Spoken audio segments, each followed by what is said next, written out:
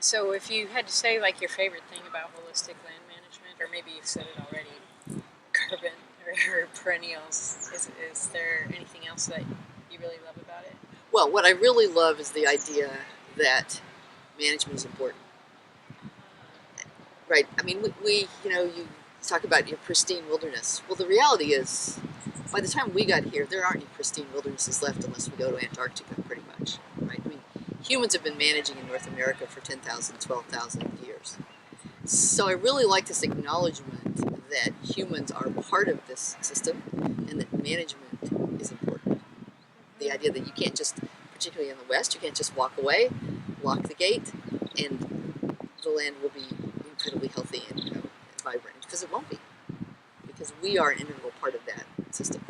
Oh yeah, I wonder if that's like a conceit that we white people are particularly prey to, because it's kind of like, well, we've only been managing land for 200 years, like nobody else was involved before that, or Right. nothing else was happening. I've seen people have written that when the Europeans arrived, there was a tremendous amount of farming going on, but it didn't look like the farming they knew.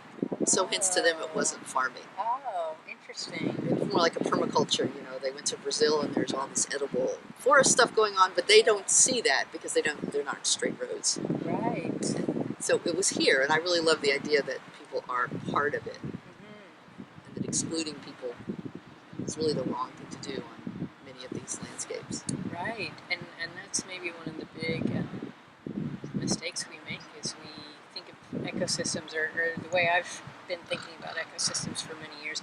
I don't really think of I'm only starting to think of myself as part of that Right. ecosystem. Yeah, we've really separated ourselves from this, but in reality, in much of the world, we're a keystone species. You take us away, a lot of things will collapse. Likely to reduce diversity if you take us away, if we're doing the things we should be doing. There's a story here of the big sequoia trees up in the Sierras, and a lot of people thought there was, and I probably won't get the story exactly right, but there was a strange coincidence that there would be piles of shells on one side of the trees, and people thought, well, God, look, the Indians dumped their shells by the trees. Now they realized that those piles of shells fertilized those trees and caused there to be those huge sequoias there. Oh, that wasn't a random accident. The piles of shells are always on the same side. It was very deliberately done. So, yeah, we Europeans had this idea that people weren't doing that before we got here. So I love that realization that humans are an important part of the landscape, and that they should use their creativity, and can use their creativity, to improve biodiversity, to improve resilience.